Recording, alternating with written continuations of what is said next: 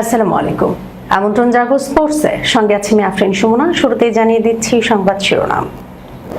ICC থেকে বড় সুখবর, ইতিহাসের সেরা অবস্থানে বাংলাদেশ। হারের পর শান্ত বললেন, কোনো অজুহাত নয়। সব ধরনের ক্রিকেটকে বিদায় জানালেন ভারতের স্পিনার। 750 বলেই শেষ হওয়া টেস্টের পিচ নিয়ে যা বললেন কামিন্স। বাংলাদেশ ভারত সিরিজ ফের পিছিয়ে যেতে পারে। দর্শক, শিরোনাম শুনছিলেন, এবার জানিয়ে দিচ্ছি বিস্তারিত। আইসিসি টেস্ট র্যাঙ্কিং এ 3 ধাপ এগিয়ে ষষ্ঠ স্থানে উঠেছে বাংলাদেশ। এতদিন নবম স্থানে থাকা বাংলাদেশ 3 ধাপ এগিয়ে উঠে এলো ষষ্ঠ স্থানে। বাংলাদেশের টেস্ট ইতিহাসের র্যাঙ্কিং এ এটাই সেরা অবস্থান। ডারউইন টেস্টে 9 উইকেটের ঐতিহাসিক এক জয় তুলে নিয়েছিল বাংলাদেশ। সেই জয়ের পর ম্যাকাইতে ধারাবাহিকতা বজায় রাখা যায়নি, যদিও এবার ইনিংস এবং 51 রানের বিশাল ব্যবধানে হেরেছে টাইগাররা। তবুও আইসিসি টেস্ট র্যাঙ্কিং এ 3 ধাপ উন্নতি করেছে বাংলাদেশ। নবম স্থান থেকে উঠে এসেছে ষষ্ঠ স্থানে। আইসিসির সর্বশেষ প্রকাশিত র্যাঙ্কিং এ 78 রেটিং নিয়ে 3 ধাপ উন্নতি করে উঠেছে বাংলাদেশ দল। বাংলাদেশের পেছনে সপ্তম স্থানে রয়েছে শ্রীলঙ্কা, তাদের রেটিং 76। অন্যদিকে পাকিস্তান 75 রেটিং নিয়ে অষ্টম এবং 74 রেটিং নিয়ে ওয়েস্ট ইন্ডিজ রয়েছে নবম স্থানে। বাংলাদেশের টেস্ট ইতিহাসে সেরা র্যাঙ্কিং এটি। এর আগে বাংলাদেশ ওয়ানডে ফরম্যাটে 2017 সালে ষষ্ঠ স্থানে উঠেছিল। 2012 সালে টি-20তে একবার চতুর্থ স্থানে উঠেছিল টাইগাররা। টেস্টে ঘরের মাঠে পাকিস্তানকে হারিয়ে একবার সপ্তম স্থানে উঠলেও এবারই প্রথম ষষ্ঠ স্থানে উঠেছে টিম টাইগার্স। অস্ট্রেলিয়ার মাটিতে অস্ট্রেলিয়ার বিপক্ষে 2 ম্যাচের টেস্ট সিরিজ 1-1 ব্যবধানে ড্র করেছে বাংলাদেশ। ম্যাকাইতে ইনিংস ব্যবধানে হারার আগে ডারউইন টেস্টে পেয়েছিল 9 উইকেটের মহাকাব্যিক এক জয়। ডারউইনের ইতিহাস গড়ার রেশ কাটতে না কাটতেই ম্যাকাইতে আছড়ে পড়ল বাংলাদেশ দল। 2 ইনিংসেই 100-র নিচে অল আউট। ইনিংস ও 51 রানের বড় ব্যবধানে হারের তিক্ত অভিজ্ঞতা নিয়ে শেষ করলো সফরকারীরা। ম্যাচ শেষে সংবাদ সম্মেলনে অধিনায়ক নাজমুল হোসেন শান্তর কণ্ঠে ঝরে পড়ল সেই হতাশার চরম সত্যতা। হতাশার কথা স্বীকার করে শান্ত স্পষ্ট জানান, কোনো অজুহাত তারা দাঁড় করাতে চান না। প্রথম ইনিংসে উইকেট ব্যাটারদের জন্য বেশ কঠিন হলেও পুরো ম্যাচে দলের ব্যাটিং মোটেই স্বস্তিদায়ক ছিল না। তবে প্রথম দিনের টসটা কন্ডিশনের দিক থেকে কিছুটা প্রভাব ফেলেছিল বলে মনে করেন তিনি। সংবাদ সম্মেলনে টস ও ব্যাটিং ব্যর্থতা নিয়ে কথা বলতে শান্ত বলেন, সত্যি বলতে খুবই হতাশাজনক।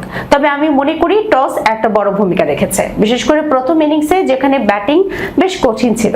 সত্যি বলতে 3টা ইনিংসই বেশ কঠিন ছিল, তবে কোনো অজুহাত নয়, আমরা ভালো ব্যাটিং করিনি। অস্ট্রেলিয়ার বোলিং এর প্রশংসা করে এবং নিজেদের উন্নতির জায়গা নির্দেশ করে শান্ত বলেন, তারা খুব ভালো বোলিং করেছে, তাই চ্যালেঞ্জটা ছিলই। আমার এখনো মনে হয় সামনে এগোনোর জন্য কিছু জায়গায় আমাদের উন্নতি করা দরকার। ডারউইনের জয়ের আবেগ নাকি মানসিক ক্লান্তি এই ম্যাচে প্রভাব ফেলেছিল, এমন প্রশ্নের জবাবে শান্ত পেশাদারিত্বের কথা স্মরণ করিয়ে দেন। খেলোয়াড়দের মানসিকতা স্পষ্ট করে তিনি বলেন, আবেগ তো সবসময়ই থাকে, তবে শেষ সংবাদ সম্মেলনেও যেমন বলেছিলাম, পেশাদার খেলোয়াড় হিসেবে আমাদের এই ম্যাচটা নিয়ে পরিষ্কার ধারণা রাখা জরুরি ছিল। দল শতভাগ প্রস্তুতি নিয়ে মাঠে নেমেছিল দাবি শান্তর। আমার বিশ্বাস খেলোয়াড়রা তাদের প্রস্তুতি ও মানসিকতা নিয়ে বেশ সন্তুষ্ট ছিল। আমরা স্রেফ সেরা খেলাটা খেলতে পারিনি। ডারউইনের অসাধারণ সাফল্যের ঠিক পরপরই ম্যাকাইয়ের এই নজিরবিহীন ব্যাটিং বিপর্যয় পুরো দলের জন্য এক বড় শিক্ষা।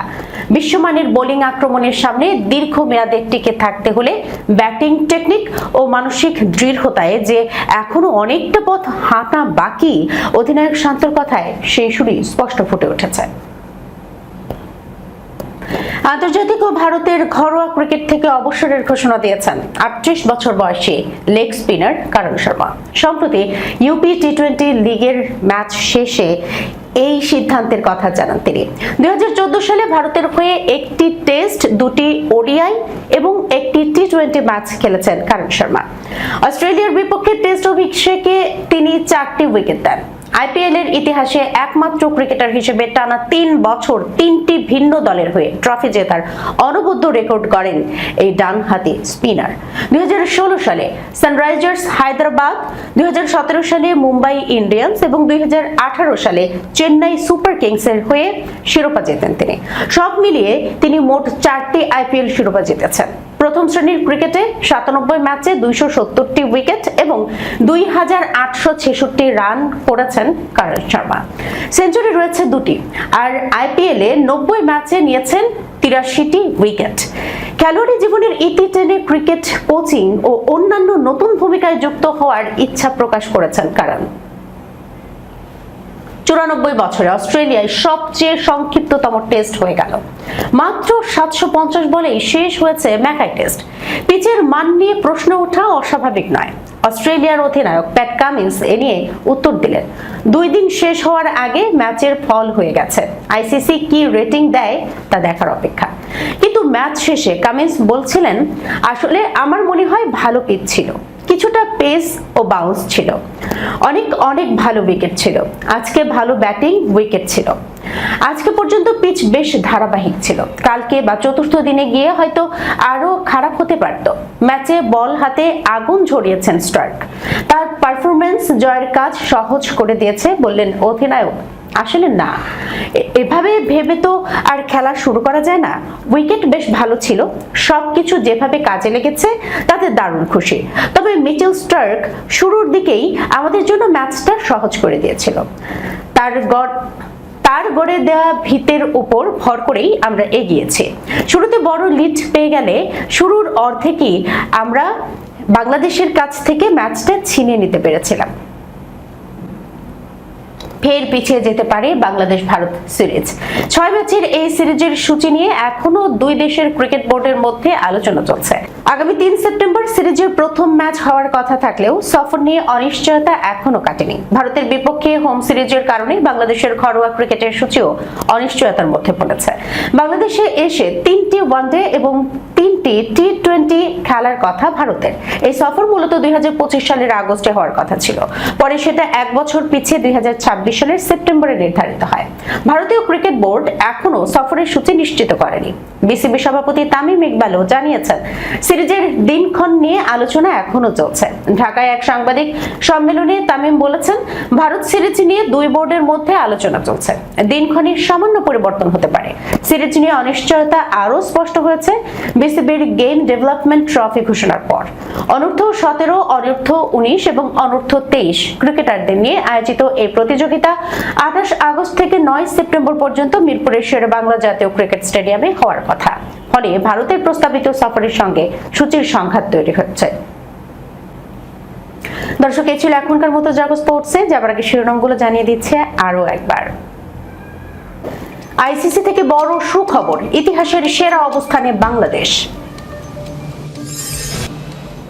হারের পর শান্ত বললেন, কোনো অজুহাত নয়। সব ধরনের ক্রিকেটকে বিদায় জানালেন ভারতের স্পিনার। 750 বলেই শেষ হওয়া টেস্টের পিচ নিয়ে যা বললেন কামিন্স। বাংলাদেশ ভারত সিরিজ ফের পিছিয়ে যেতে পারে। এখনকার মতো এই পর্যন্ত। এতক্ষণ পর্যন্ত যারা সঙ্গে ছিলেন সবাইকে ধন্যবাদ। আল্লাহ হাফেজ।